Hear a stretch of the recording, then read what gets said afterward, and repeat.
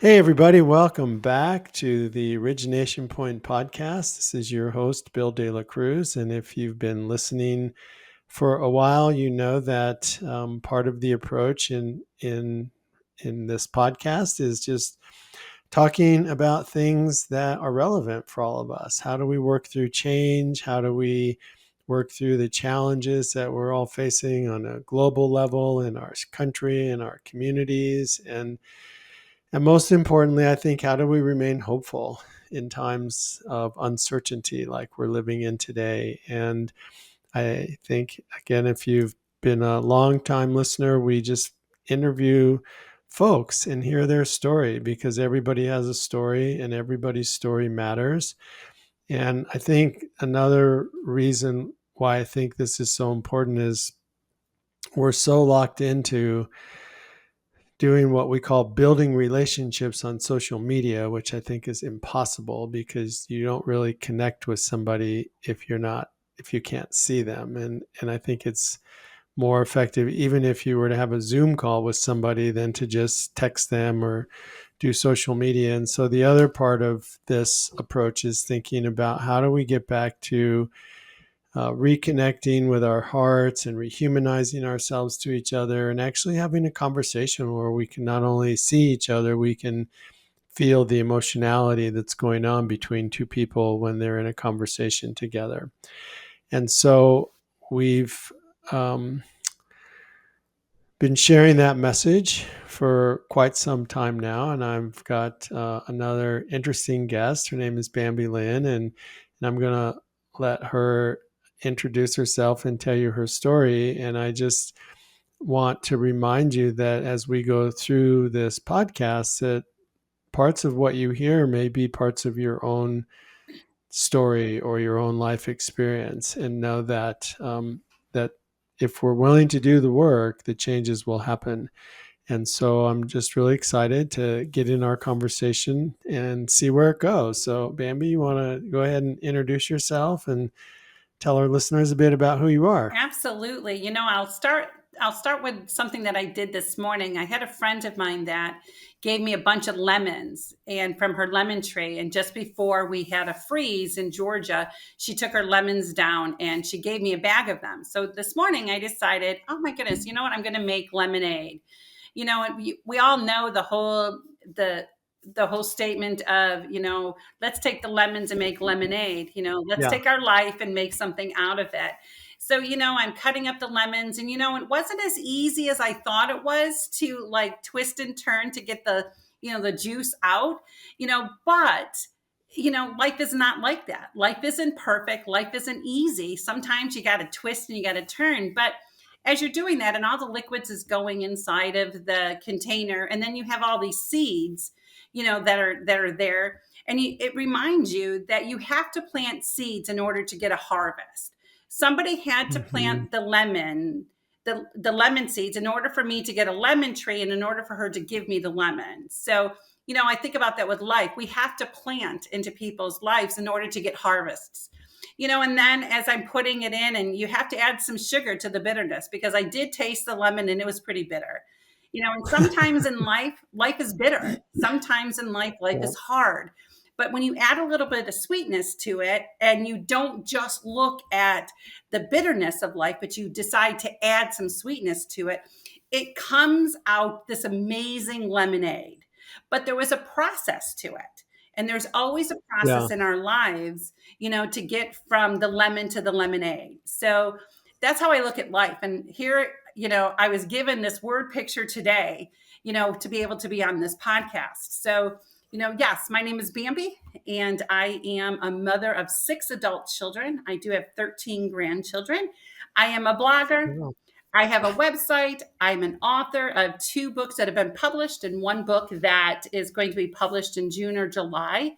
I have been on as a guest on over 140 podcasts, just being able to share my story. And I'm just a woman that wants to influence this generation and to take our stories and to heal from them. That we don't need to hold our stories in a box and think that we're the only ones in life that has gone through something. I want Somebody asked me on a podcast just recently, what would your superpowers be? And I said, Mm. vulnerability. I have chosen to be vulnerable enough to tell my story so that others can be brave enough to tell theirs. So I guess that was the introduction, that I wanted to give, just take the Great. lemons out of, make lemonade. Well, and I think the piece around the personal change process or just living life, it is a process, and it's not just it's so interesting to me to get on Facebook or even on LinkedIn and to read all these ads where people say, if you do this for a week, you will lose 50 pounds and keep it off. Or if you do this for a week, you will be, all your troubles will be gone. And I'm like, Yeah. whoa, that's amazing. And I don't think that's really true. No. And so it's interesting to me how people in some ways take advantage of other people's vulnerabilities Yes. to say, if you do this, this will happen, versus the reality that what you've shared and what my experience has been is it's a process and it takes time. And what I tell people is, well, they say, well, how long will it take to change? I said, well, how hard are you willing to work? Yes. Because it can shift when you decide to do the work. So and the story piece. So let's jump in. Why don't you share a little bit of your story and talk about how you got to doing the things, and then also when you say I want to influence, what do you mean by how you want to influence the generations of folks that are Absolutely. listening and on our planet? Absolutely. Well, I'll start off with, when I turned 49 years old, before I was going to be 50, my friends told me, you need to do something out of the ordinary. You need to do something to get into being 50, that you'll never, that you've never done before. So some of my friends said, you need to get a tattoo. Why don't you get a tattoo? And I'm like, just don't want a tattoo. I've never had one. Why start now? I do have all of my children, but one have tattoos. So it's not I'm against it. I just don't need a writing Yeah. on it, whatever.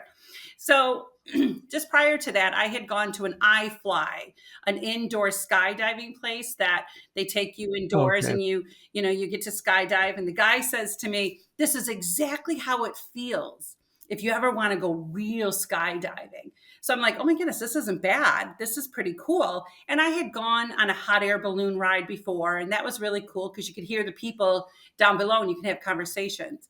So I decided, okay, I'll go skydiving. And I took one of my daughters with me. Just like I said, I'm 6. And my daughter went with me. And at first I'm pretty cocky. I'm pretty excited like we are in life. We're pretty cocky about how life is going to happen for us. We have all these dreams. Hmm. We've been playing house our whole lives and how it's all going to turn out. We leave our parents home and we say we're never going to raise our children that way. Oh, we're not going to be that kind of person. We have it pretty much all together. So they hook you up and they strap you like really tight, and you go, Yep. and I'm like going, oh, I'm a mother of 6. I have grandchildren. I can do this. And I have these words written across my hand that says, leave no doubt. So when I'm up in the air, I can put them out and so everybody can see it. We get into the plane, 17,000 feet into the air. I'm the first idiot that has to jump out of the plane. Didn't know that. Didn't know that I was going to be the first one. He opens up the door and he says, "Hey, get to the edge." And then of course he gets on top of you because it's a tatum. And so you Yeah. think about life and you think, oh my goodness, I got all this garbage on top of me. I've got all this baggage on top of me. So I get to the edge and I'm looking out. They don't count. They don't go 1, 2, 3 because they know you're going to grab the sides of the plane. They just wait till you're like calm. And then all of a sudden they shove you out of the plane and you're like dropping and you're screaming. I have gum in my mouth and it falls out of my mouth. So I'm thinking, oh my goodness, I just hit somebody like the Empire State Building and I killed them, by them dropping my gum. Then vomit goes into my face and the guy's on the back and he's like, hey, this is fun. And then I see pictures that I'm like the dog in the window with your cheeks all flapping and everything. And he tells you, are you having fun? Are you having fun? And you're like, just want him to shut up, and he tells you at the end, he says, hey, Don't land on your feet and don't land on your knees. Land on your ass. And so, you're falling and you're trying to land on your ass, and then you don't land very nicely. And then he looks at you and goes, "Wasn't that fun?" And I said, "Hell no." He said, "Would you like to do this again?" Hell no. That's the definition of life. That is such an amazing word picture about life. You only got to live it once, but you're going to be falling on your ass over and over and over again. And then you're going to be apologizing to your parents because you thought you were better than them. And you realize you're no better because life gives you different avenues, gives you different chapters. So I think about Yeah. that is such an amazing word picture from life. It's not the falling that even matters because we're all going to fall. We're not leaving here without any scars. We're not leaving here without any bruises that we have experienced in life. But it's the getting up that matters. Since I wrote my Yeah. story, The Journey of Josephine, and that story was my story of what happened to me throughout my life and the trauma that took place within my household when I was a little girl, all the way up until, I was married a couple times. One, I was a victim of domestic violence, and another one, he decided every I don't know, every 18 months, he was going to go have an affair on me. I had four Mm. children very young in my life. I had four children by the age of 22 years old. And I had a teenage pregnancy. I had some suicide attempts that I tried to take my life after I had an uncle um, that abused me as a 16-year-old girl. So there was so much trauma, but then there came Yeah. up. So I wrote my story, and it took me 25 years to write my story because I kept waiting for the moment. When was it time? And when was it time Mm. to be vulnerable enough to be able to share it in writing? And when I wrote my story and I got my story back, um, and I sat that one night and I sat and I read my story all the way through, and I cried, I wept, I healed a little bit more. And I closed the book and I said, "Oh my goodness, God, I'm not this woman anymore." And I said, "But now I want to find that woman. I want to be able to use my story to find that woman, that she could have the bravery and the courage to be able to be vulnerable enough to share her story." I think that sometimes we get so caught up in the secrets of our story and we think that nobody is going to understand what we have been through. So we hide them in a closet. And, the problem of hiding them in the closet, more skeletons keep coming in, and it's harder and harder to keep that closet closed. But if you Hmm. decide to share your story and to be amongst the brave and amongst the courageous women and men that have shared their stories, we're all locking arms with each other. We're all building a community. We're all realizing we don't live in a globe anymore, that there are so many other people that have been through what we have been through. And that's my mission. My mission is to find that woman and to tell her it's okay to be vulnerable. That's quite a growing story, and I will even say that what's interesting too about life is that two people could go through a similar experience and have a different outcome. Absolutely. So, I think so about when you that with my were, kids. I'm a mother of yeah, six. And so, even though your children lived in the same household, they got different versions of you. The more that you started to heal hmm, and transform, your children had a different version. So I tell mothers even now that are struggling with adult children and they're saying, my children haven't spoken to me. We just have to realize and know that we're going to have villains in our story and we're going to have heroes in our stories. There are six children in my household that were in my household, and two of them look at me as the villain in their lives. Two of them feel like I hmm, ruined their life. And then the other four feel like, some of them like, mom's in between, but then the other ones are like, she's my hero. So that's something that you have to accept. And that's something, but that comes with healing because then you begin to stop blaming yourself that, you're a villain in some people's lives and you're a hero in others. And you start just accepting the fact that they're on different journeys. They're on different times in their lives and they're healing through their own story.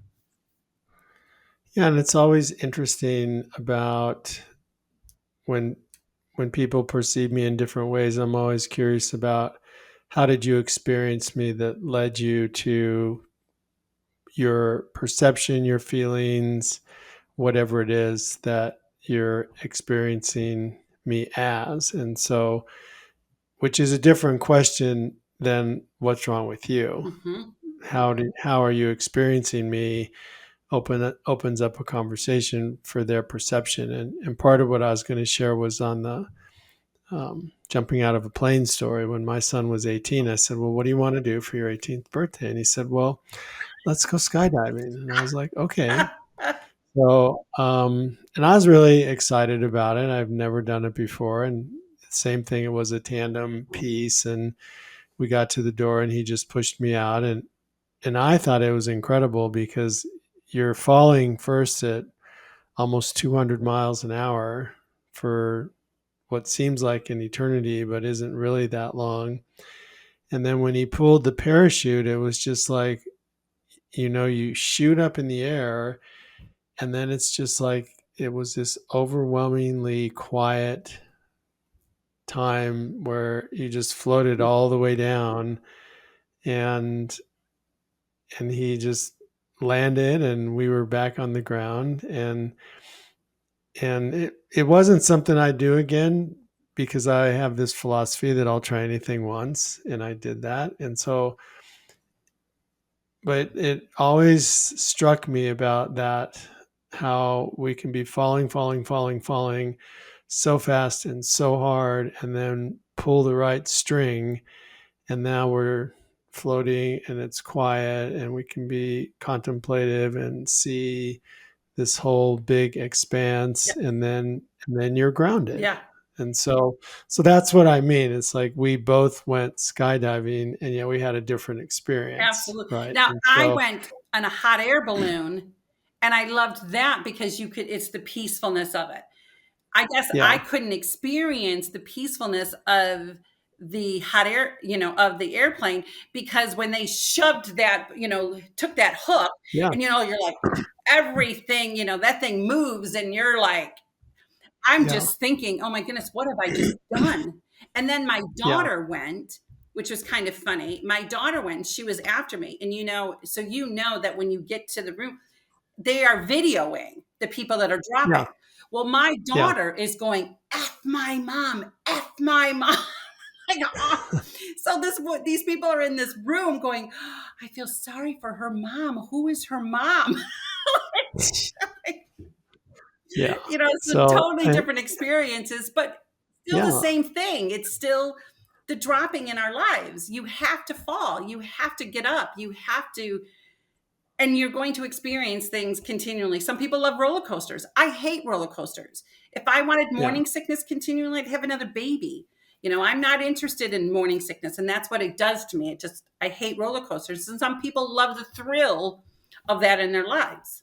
I'm just not interested. yeah.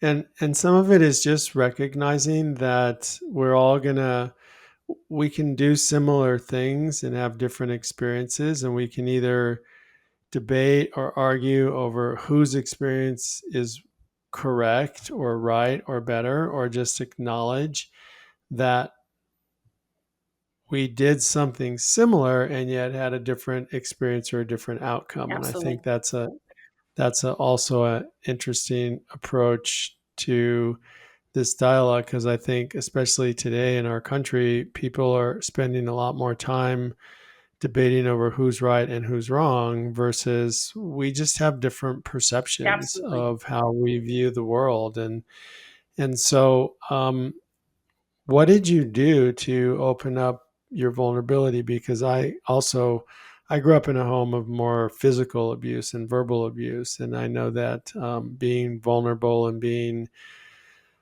self-aware were not really attributes that were alive in that type of environment. And I'm going to presume that that may have been similarly true for you. And I know it took me a journey to figure out, well, what does it mean to be vulnerable and to share my story, even to tap into what my story is outside of just that victimness, Hmm. was really challenging. So I'm curious, like, what did you have to do to acknowledge that young life that you went through, and then be vulnerable. I think part of what you said is it took me 25 years to write this book Yeah, because there was so much connected to it that was probably highly emotional. So absolutely. maybe you can talk a little bit about what you went through to get to Yeah. that place. I people would, let's talk about the elephant in the room, my name. My name is a very different name to and you would think that my name would put me into situations and circumstances that would make me feel invisible. I mean, invincible. You would think that it would be like this name would come across as a strong, independent woman. But as a young girl, this name made me invisible. This name made me be bullied and picked on.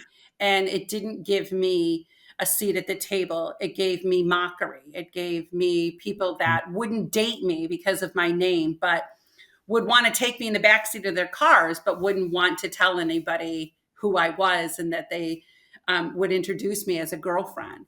My name created this bulliness in our school. I wasn't invited to proms. I didn't get invited to dances. I didn't have a boyfriend that I got to hold his hand in the hallway, because my name, had a connotation, to women. My name represented this cute little deer, on the Disney character.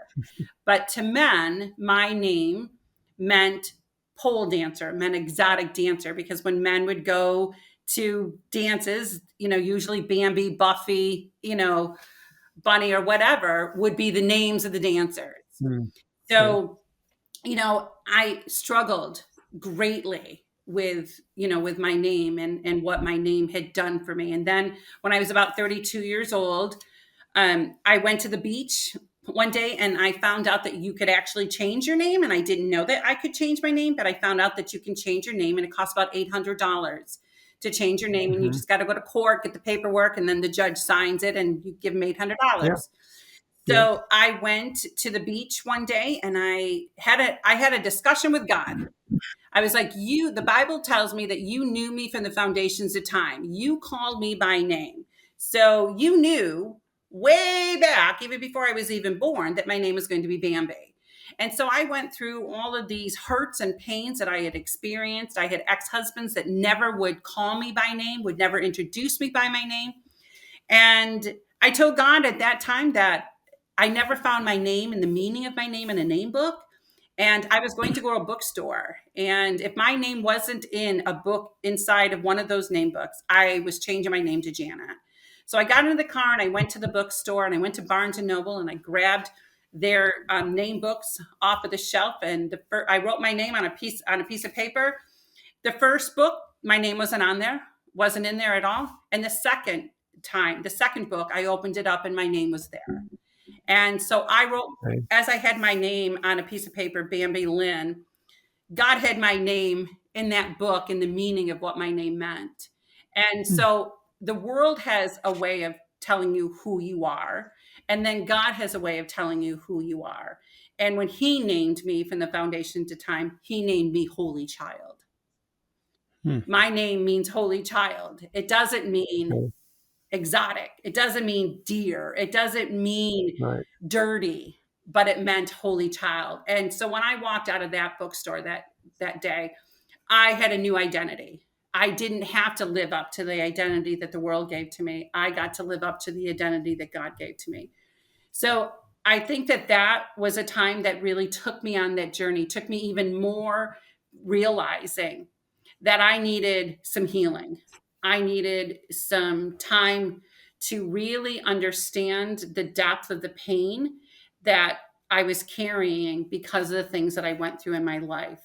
I think that the name Bambi, finding out who I was the starting point.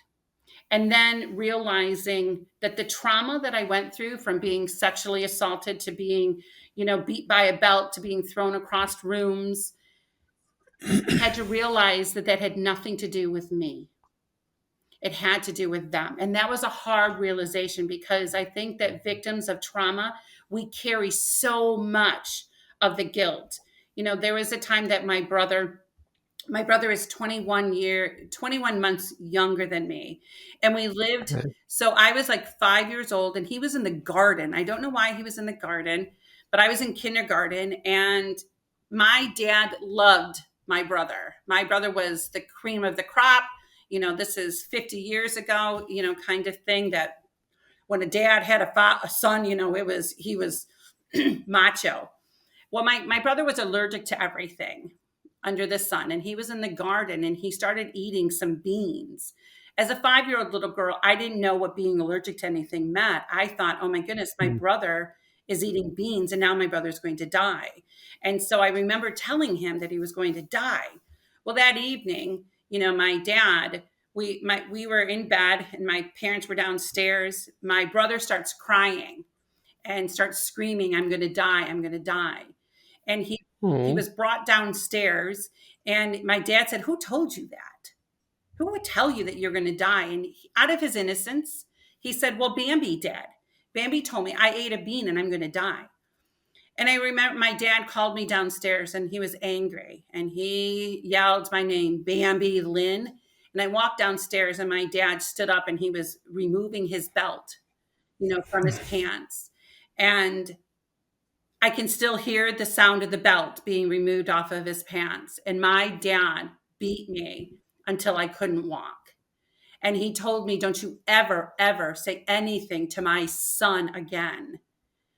wow. And I look back to that moment and I look back and now I can see that story and I can see the whole trauma of that and what it did to me. But now I can also see the life that my dad had. I Hmm. now can see where my dad came from. I can now see, instead of just saying, why would he do this to me? I now ask the questions, what happened to him? And Hmm. so when you look at other people in your life and how people treat you, instead of saying, why do they do that? You begin to start asking the questions, what brought them to that point? And that's Yeah. healing. That's letting go and saying that had nothing to do with you, but it had everything to do with their story too. Yeah. And that's a process in itself. Yes. It's like I saw my grandfather around my dad and my uncles and realized that he treated them, other than the hitting part, he treated them the way that my dad treated me. And it was like, you can only do what you know. And that's what he knew. That was Yes. normal for him. And so before I get to asking about like how did you disrupt that, I want to ask you, because I believe this has to be a part of the process. How did you come to a point of forgiving him? It's I read a book. I read a book titled The Shack. Did you ever The read shack. that book? I haven't heard that. It Uh-uh. is a story of a father that he had gone on a camping trip and there was a serial killer that grabbed his daughter and he went home without his daughter. And it talks about, and his wife had a relationship with Jesus and she called him Papa. And her relationship still continued even after her daughter was murdered and after her daughter was attacked by a serial killer. But there was a day in the book that the guy goes to his mailbox, and in the mailbox there was a letter, and the letter said, "Come to the cabin, love your papa." And so it became an allegory, and it became it actually was a book and a movie. And he went to the cabin. And what happened is that he met all three Godheads. He met all three, God, Jesus, and the Holy Spirit, and they all took him on a journey. And when he met God, God happened to be like this Aunt Jemima black woman. And because he had to learn love that he didn't experience from his father. So the whole premises of the book is for us to have a huge world view that God is omnipresent, that he knows everything from the beginning to the end, and understanding how he sees everything. Sometimes we have tunnel vision. And until I read this book and until I watched the movie and until I wept over this whole thing and seeing it in action of this man having to forgive his father for what his father had done to him, and now he has to forgive what everybody else does to him. Yeah. It was the most amazing book and revelation in my life to not hold on to the things that my dad did, because my dad was only reacting under the things that he had gone through. And Yeah. we have to remember too, years ago, people didn't talk like this. You didn't talk about your feelings. You didn't talk about the pain. There was no healing, so to speak, like there is today. They lived what they were taught. And when I realized that, I began to start having compassion for my dad. And I began asking questions about what my dad went through. And my grandfather was a mean SOB.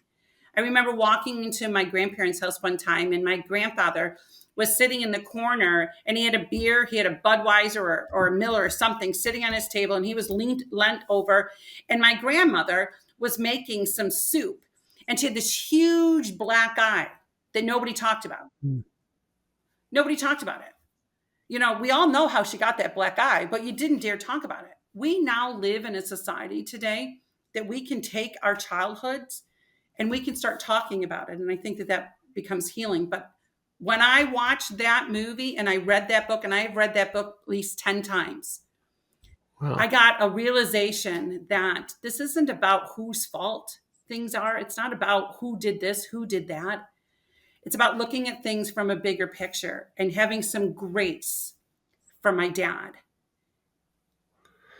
Yeah. And it doesn't so much let them off No, for what they did. It just says, I understand it. And then I think probably your next step is then how do I not replicate that behavior absolutely. with my And own kids, which is then where I went about, well, how do I not continue this pattern of behavior absolutely. so that I can break it at this point and not have it replicated in my kids when they have And the kids. funny thing is that yes, we do that and we don't want to replicate, and you have to walk in forgiveness not to replicate and not to put yourself as an idol in their lives thinking, "Oh, I can be better. I can do this." You know what? I Yeah, made different mistakes. And some of the right. different mistakes that I made also hurt my children. I didn't make the same mistakes that my Mhm. parents did.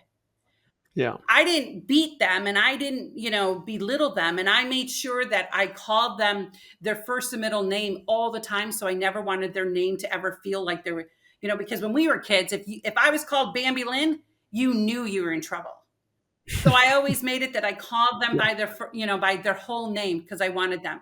yeah. When your whole name was used, it was like, You knew and you your were in trouble. your formal name. So I go by Bill, but when I would hear my William, I'd be like, oh great, You're in trouble. So I'm done now. we didn't make the same some of us didn't make the same mistakes that our parents made, but we Yeah, made different mistakes.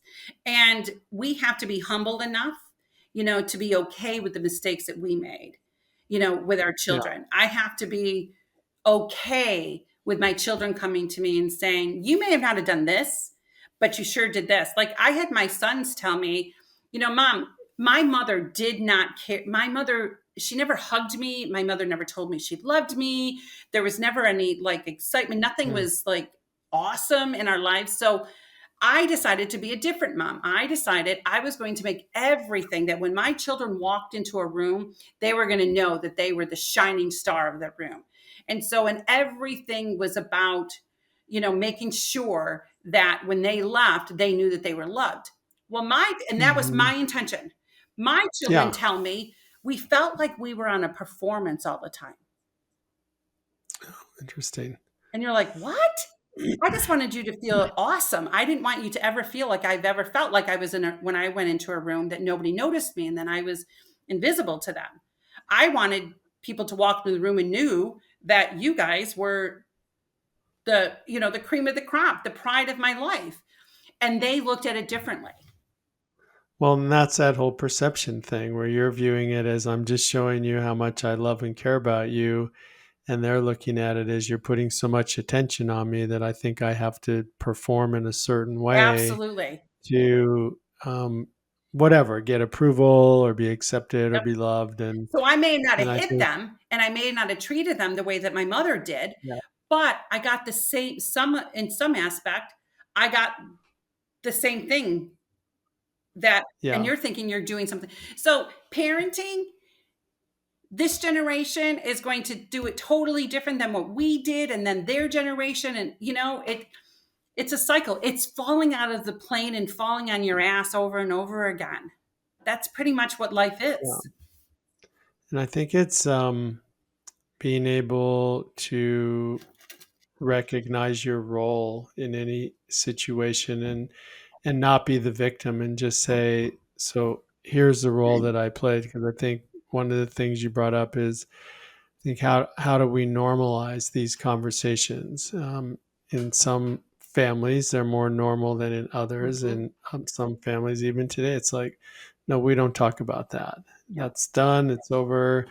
And so this idea of healing, and being vulnerable, I think there's a balance to it in terms of how do we approach it in a way that doesn't keep revisiting the trauma and moves us out of being a victim to being able to say, this is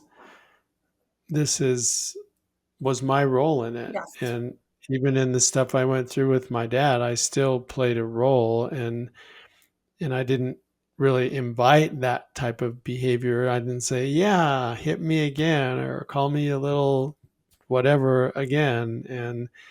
And yet that role that I played enabled me to be the person I am today. And so I there was there was a lot of learning, I think, that went on there. And so Absolutely. so your process, how would you describe your process of personal growth? I would say, we always talk about the elephant in the room. The things that I had gone through in my life were those elephants in the room. My grandfather was the Mhm. elephant in the room. My dad was the elephant in the room. My ex-husbands were the elephant in the room. My uncle that abused me was an elephant in the room. The men that took advantage of me were always the elephant in the room. We're always the elephant that I can talk about to keep myself a victim. Right. Because here we are and there comes a point in your life that you're sick and tired of being sick and tired of being the victim in the room. And so you begin to start dealing with that elephant in the room so that elephant can leave. But once that elephant leaves out of the room, your elephant returns. And that Hmm. elephant is yours. That elephant is, I did not deserve what had happened to me. I did not Yeah. deserve the things that people did to me. But the condition of my heart also brought on some of those things that did happen to me. And Yeah. now I have to deal with my elephant in the room. I'm no longer the victim anymore. I'm no longer the person anymore that can tell my story and have everybody feel sorry for me. I now Right. am the person that is digging myself out of the pit of despair and digging myself out of the turmoil of life and saying, I don't want to be that person anymore. Because it gets to a point when you first tell your story, it gives you a high because everybody's around listening to you and they're patting you on the back and they're going, ah, ah, ah. But the longer you keep telling your story, for me personally, the more that I Yeah. kept telling my story, I started getting yucky. Like, I don't want to tell this anymore. And I think that that's also why it took me so long to write my book. I didn't want to be the unforgiving person anymore. I didn't want to be the callous person anymore to look at their lives and say what they did to me. I wanted to make sure that when I wrote my book, I wrote it out of a pure heart just to tell my story. I didn't want that icky feeling anymore that people that looked at me and said, oh, she's the girl that got molested when she was a little girl. Oh, she's the girl. She's the woman that her husband beats her. I didn't want to be that woman Mhm. anymore. And I think that that was the beginning point of healing for my own selves is that I just didn't want to be that anymore. I wanted to be somebody that has this trauma and has this story and has these scars, that brought me to the door, but I wanted to be that person that left all that trauma at the door and brought the lessons on the platform and Yeah. brought what I healed from and what I learned from it. I didn't want the trauma anymore. And that's why when I talk about my trauma, I don't go into great details anymore because it's not who I am anymore. I am somebody that wants to find these women and I want to hug them and I want to tell them that they don't need to stay in their victim mentality anymore. I want to be that woman that wraps a superhero cape around them and say, you know what you went through has given you the ability to tell your story and to set other people free. You are a superhero. I want to be that person that puts a crown on women's head and says you are the daughter of the king. Let's go out and take the lessons and the scars and the pain that you have gone through and let's go out and share it so somebody else can share it again. I had been Yeah. burned as at when I was 25 years old. I had a pressure canner blow up on me, and a pressure canner is a canning device that. Yeah. Okay, well, we Yeah. weren't It's under using it. pressure. And Yep, we weren't using it yep. as canning. I was making spaghetti sauce. I had put up 500 quarts of food every year, for my children, and there was a pressure canner that blew up on me Yep. and blew up on my ex-husband, and we had to spend time in the burn unit for 17 days. I was in a burn unit, and every day they would take me into a room. They would tie my hands. They would shoot me up with morphine and they would start scrubbing off the residue of Hmm. of the burn, and so the new skin can grow. That's what healing is. It's that you Hmm. have to be willing to lay on that metal bar, on that metal bed, and you have to be willing to be scrubbed until the new skin can be formed again. And that's not easy. That's Yeah. and And sometimes what it happens. takes time. Yeah, and what happened is that I was scrubbed for 5 days and they couldn't. It was so painful to me that they finally grafted me. They finally took new skin and put it on Yeah. me so I didn't have to go through that scrubbing anymore, but they gave me Yeah. the new skin and they took off as much. And that's what our lives are about. Our lives are about getting rid of the trauma, getting rid of the effect of the trauma and not having it affect us so much. And the more that you tell your story, the less it affects you anymore. And that's how you know that you've been healed from it. Yeah.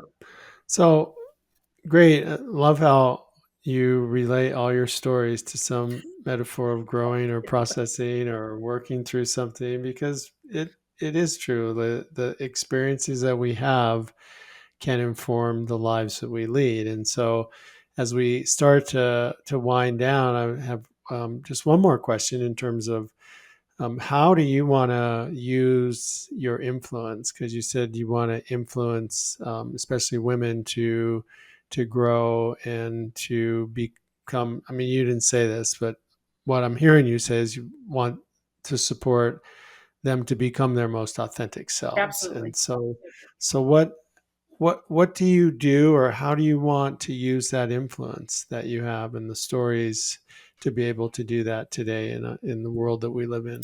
That's why I wrote my story. That's why I wrote my books, and that's why I continue to write. I have a third book coming out, The God Who Sees, which is stories of 29 different women in the Bible that have been through some Hmm. of the stuff that we have been through. And as Okay. women, there is some stuff that God has given us these opportunities within the Bible to show us that He never left us, He never forsook us, He never left us alone. And I want to be that woman that tells my story enough that other women, will be able to tell theirs. I do sell it, like I sell a t-shirt that says my story, your first aid kit, as a conversational piece of knowing that every story becomes somebody else's first aid kit. Every time Yeah. that you plow a story, plow your life and tell your story, you're plowing the field for somebody else to be able to do that. You're dropping the seeds for them to be able to grow. So my heart's desire is to just, I want everybody to know that yes, life damages us. Yes, life hurts us. Yes, but that doesn't mean it's kind of like climbing up a mountain. You know, we always talk about the mountaintop experience, but we need to talk about the climbing of it. Climbing a Hmm. mountain is never easy. I climbed mountains in California, and they were not easy. I would fall and scratch my, my knees, and you're sweaty. You're like, I just want to quit. You didn't bring enough water, But then when you get to the Yeah. mountain, you're able to see the horizon. But what I want people to also do is not only see the horizon, but to look down the mountain and see how far they came, that they didn't Nice. give up, that's what Yeah. climbing is all about. It's not giving up because there is a horizon to see. It's, I want to be able to tell the story. I'm such a storyteller, and there is, when you hear the story of the oyster had no pearl inside of the oyster until the oyster went through something, until the oyster Yeah. was attacked by the parasites and the sand and the winds and the hurricanes. Then when you open up that oyster, you open it up and you see this pearl. And the amount of distress that oyster went through is how the size of that pearl is. I Yeah. want people to understand that, yes, we go through things in our lives. We struggle in our lives. But at the end of it, there are treasures along the way. And that there's treasures that we can pass down to generation to generation. And so my heart's desire is to be able to be as many platforms as I can possibly be on, to be as many podcasts that I can possibly be on, to be able to give hope to the hopeless, be able to Right. give, wholeness to the broken, to be able to tell them that your ashes are going to create something beautiful, because everything must die in order for there to be growth. So sometimes we have to die to Mhm. ourselves, we have to die to our stories, and we all have chapters. We all have chapters that we wish we didn't have. But that's what Yeah. creates this beautiful masterpiece that is being written for us. Nice. Well, that is very beautiful approach to life and to sharing. And so, how do people find you? Oh, well, you can find me. I'm on all kind of social medias. I am on Facebook, which is Bambi Lynn. I am on Instagram, which is Lynn.Bambi. I'm on LinkedIn. I am on TikTok now, and now, since I haven't banded it again, I'm there again. I also have my own Okay. website called healingthroughstories.com, where I give the opportunity that I blog each week. And I also give opportunities for women to be able to blog and tell their stories, or men if they want. And right now Yeah. on my podcast, on my blog, if you subscribe to my blog and you want to purchase my books or a t-shirt on there, there is a 10% code that is on my website that you can get your whole order 10% off, that I'm offering right now to, all the audiences that I'm, impacting. Great. Well, this has been a really fun conversation, very informative and interesting, again, to hear your story and the things that you've gone through and the ways that you've worked through it. And for those who are listening, to give hope that no matter what your circumstances are, if you choose to do your own work, there's a way through it. And Absolutely. so I want to thank you for being my guest today, and have a really lovely rest of your day. And for all you listening, you've been listening to the Origination Point podcast. If this content is interesting for you, subscribe, share it, put it in your social media. And if you have questions or thoughts or anything you want to share in our community, you can go to our website, delacruzleadershipsolutions.com, and contact us and subscribe. And most importantly, keep growing. Absolutely. Thanks, everybody. Thank you. Thank you. You're welcome. Thank you.